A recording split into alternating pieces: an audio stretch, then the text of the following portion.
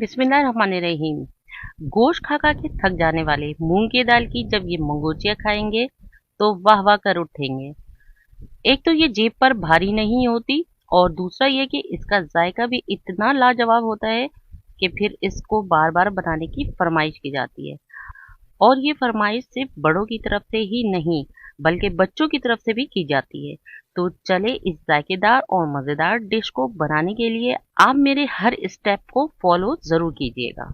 अस्सलाम वालेकुम, tasty food with Salma में आपको खुश आमदीद। तो चले मजेदार जायकों के जहान में जहां आज मैं बना रही हूँ मूंग की दाल की मंगोचिया, जिसके लिए हम सबसे पहले 1 कप मूंग की दाल लेंगे।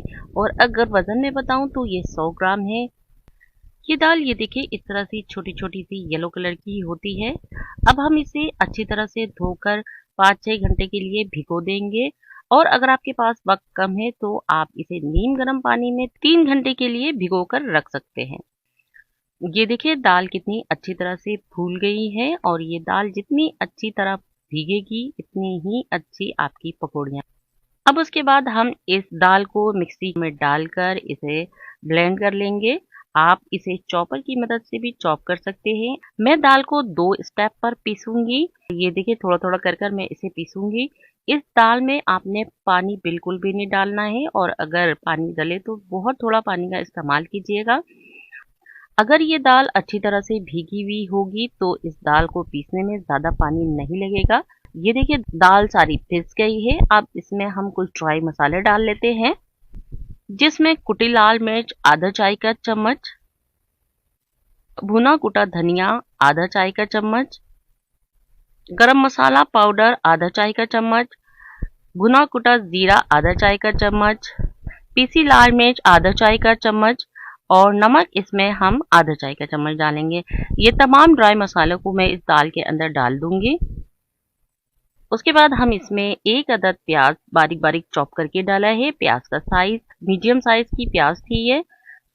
उसके बाद हम इसमें 2 अदद हरी मिर्च डालेंगे, जिसे मैंने बारीक बारीक चॉप कर लिया है। अब उसके बाद मैंने इसमें 2 खाने के चम्मच हरा धनिया डाला है और हरा धनिया भी आप बारीक चॉप करके डालिएगा। उसके बाद इसमें 2 चुटकी मैंने बेकिंग सोडा का डाला है, इसे हम खाने वाला सोडा भी कहते हैं। उसके बाद हम इस दाल में इन तमाम मसालों को बहुत अच्छी तरह से मिक्स कर लेंगे। ये देखिए इस तरह से हमें बहुत अच्छी तरह से मिक्स कर लेना है। मैं आपको दाल की कंसिस्टेंसी दिखाती हूँ। ये देखिए कितना ये थिक पिसा हुआ दाल है। इसमें पानी का मैंने बहुत कम इस्तेमाल किया है और ये देखिए ये थोड़ा सा दरदरा पिसा हुआ दाल है, बहुत बारीक मैंने नहीं पिसा इसे। अब देखिए इस दाल से हम इसकी पकौड़ियाँ बनाते हैं, जिसके लिए मैंने इसमें हस्बे ज़रूरत तेल लिया है। और जब तेल गर्म हो जाएगा तो इसमें मैंने एक छोटी सी पकौड़ी डाली है। ये तेल हमारा बिल्कुल रेडी है। अब हम इसमें मूंग की दाल की पकौड़ियों को डालेंगे और ये देखिए इस तरह से हम इसमें छोटे छोटे पकौड़े डाल लेंगे। अच्छा, इसे मंगोचिया भी कहते हैं। मैं बार बार इसे पकौड़े कह रही हूँ तो ये पकौड़ियाँ भी कहलाती हैं, मंगोचिया भी कहती हैं। तो आज देखिए मैंने मीडियम फ्लेम पे रखा है, बहुत हाई फ्लेम में इसे नहीं हमें फ्राई करना है। और 1 से 1.5 मिनट में हम इसे पलट देंगे। ये देखिए इस तरह से हमें इसे पलट देना है। ये देखिए अब दूसरे साइड की पकौड़ियाँ भी हमारी बहुत अच्छी तरह से सिक गई हैं। ये देखिए हमारी जबरदस्त ये पकौड़ियाँ तो तैयार हो गई हैं। इन पकौड़ों को फ्राई होने में बहुत ज़्यादा टाइम नहीं लगता है, बस आँच का आपने ध्यान रखना है। आँच आप बहुत तेज़ अगर रखेंगे तो आपके पकौड़े ऊपर से तो लाल हो जाएंगे लेकिन अंदर से ये अच्छी तरह से फ्राई नहीं हो सकेंगे। तो लिहाजा आप इस बात का ध्यान रखिए कि आँच आपने मीडियम टू लो फ्लेम पे रखना है। तो जनाब देखिए हमारी ज़बरदस्ती सारी पकौड़ियाँ तैयार हो गई हैं। आप इसे इस तरह भी केचप के साथ खा सकते हैं, लेकिन मैं चूँकि इसका सालन बना रही हूँ, जिसकी ग्रेवी बनाने के लिए अब हम इसमें 50 ग्राम के करीब दही डाल देंगे। और अगर कप में बताऊँ तो ये तकरीबन आधा कप दही है। और उसके बाद अब इसमें मैं कुछ ड्राई मसाले डालूंगी, जिसमें गरम मसाला पाउडर आधा चाय का चम्मच है, हल्दी आधा चाय का चम्मच है, पिसा हुआ धनिया 1 खाने का चम्मच है, जीरा 1 चाय का चम्मच है, नमक 1 चाय का चम्मच है और पिसी लाल मिर्च 1 चाय का चम्मच है। इन तमाम ड्राई मसालों को अब मैं इस दही के अंदर डाल दूंगी और डालने के बाद इसे मैं अच्छी तरह से मिक्स करूंगी। और इसके साथ ही मैं तकरीबन 4 से 5 खाने के चम्मच इसके अंदर पानी भी डालूंगी। पानी डालने के बाद इसे मैं अच्छी तरह से मिक्स करूंगी। इस तरह से हम मसालों को अगर दही के साथ और पानी के साथ फेंट लेंगे तो मसाले सारे बहुत अच्छी तरह से फूल जाएंगे। उसके बाद मैंने एक कढ़ाई ली है और अब इस कढ़ाई के अंदर मैंने जिस तेल में पकोड़ों को तला था उसी में से तकरीबन आधा कप के करीब तेल मैंने लिया है। और जब तेल गर्म हो जाएगा तो उसमें मैंने 1 चाय का चम्मच जीरा डाला है और साथ ही साबित लाल मिर्च वो 5 से 6 अदद डाल दिए हैं और डालने के बाद इसे हम सौते कर लेंगे। ये मसाले को डालने से पहले आंच को आप धीमी कर लीजिएगा। उसके बाद इसमें मैंने अदरक लहसुन का पेस्ट 1 खाने का चम्मच डाला है और अब इसे भी मैं बहुत अच्छी तरह से भून लूंगी। इस तरह से हम इसे थोड़ा सा सौते कर लेंगे ताकि लहसुन अदरक की स्मेल बहुत अच्छी सी सालन के अंदर आ जाए। ये देखिए ये कितनी अच्छी तरह से सौते हो गया है। अब उसके बाद मैंने इसमें 1 अदद प्याज लिया था, वो मीडियम साइज की प्याज थी। इसका पेस्ट मैंने इसके अंदर डाल दिया है। अब हम प्याज को बहुत अच्छी तरह से भूनेंगे, इतना भूनेंगे कि प्याज का कलर चेंज हो जाए, यानी कि प्याज का जो कलर है वो लाइट पिंक सा कलर हो गया है। ये देखिए मैं आपको अभी दिखाती हूँ।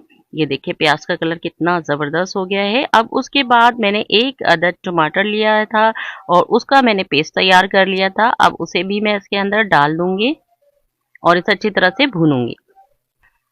अब उसके बाद हम टमाटरों को बहुत अच्छी तरह से भूनेंगे ताकि इसका जायका बहुत अच्छा सा सालन के अंदर हमारे आ जाए। ये देखिए टमाटर हमारा भुन चुका है। अब उसके बाद मैंने ये दही के अंदर जो मसाले डाले थे वो सारे मसाले इसके अंदर डालूंगी और इसे बहुत अच्छी तरह से भूनूंगी।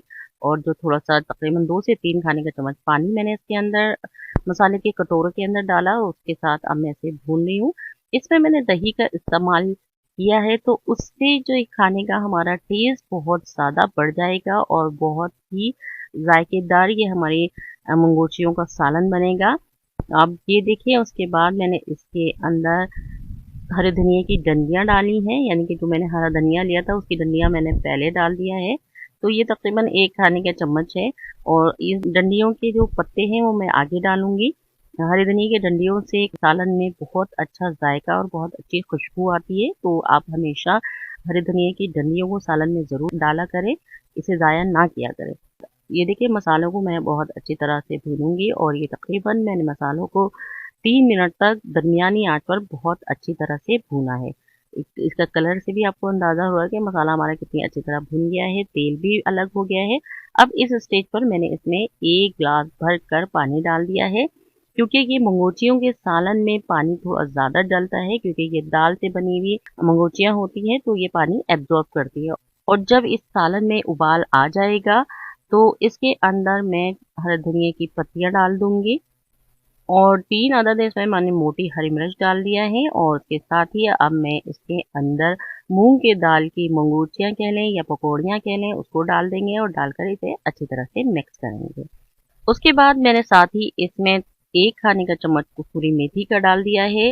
कसूरी मेथी डालने के बाद इसे अच्छी तरह से मिक्स किया। मिक्स करने के बाद अब मैं इसे तकरीबन 2 मिनट तक पकाऊंगी और आंच मैं 1 मिनट तक तेज रखूंगी। उसके बाद मैं इसे धीमी आंच पर पकाऊंगी और चूल्हे को बंद कर दूंगी। अच्छा मैं आपको एक बात बताती चलूँ कि इसमें इस्तेमाल होने वाले तमाम अज़्ज़ा की लिस्ट आपको डिस्क्रिप्शन बॉक्स और वीडियो के एंड में लिखी मिल जाएगी। माशाल्लाह माशाल्लाह हमारी ज़बरदस्त सी मूंग के दाल की मंगोचिया बनकर तैयार हो गई है और आप देखिए इसकी ग्रेवी कितनी पतली है। अभी जैसे जैसे टाइम गुजरता जाएगा पकौड़े जो है वो पानी को एब्जॉर्ब करते रहेंगे, लिहाजा आप इसमें शोरबा थोड़ा ज़्यादा लगाएं। अब उसे मैं आपको डिश आउट करके दिखाती हूँ। अगर आपको मेरी वीडियो पसंद आई तो व्यूअर्स मेरी वीडियो को लाइक, चैनल को सब्सक्राइब और मेरी वीडियो को अपने फैमिली एंड फ्रेंड में शेयर भी ज़रूर किया करें। तो जनाब ये देखिए कितनी ज़बरदस्त सी हमारी ये पकौड़ियाँ तैयार हुई हैं। मैं आपको इसे तोड़कर भी दिखाऊंगी। जायकेदार ये रेसिपी हमारी बनी है। उम्मीद है कि आप मेरी रेसिपी को ज़रूर ट्राई करेंगे। अच्छा अब इजाज़त दें, खाए पिए और मज़े करें, अपना और अपनों का ख्याल रखें और मुझे दुआओं में याद रखें। अस्सलाम वालेकुम।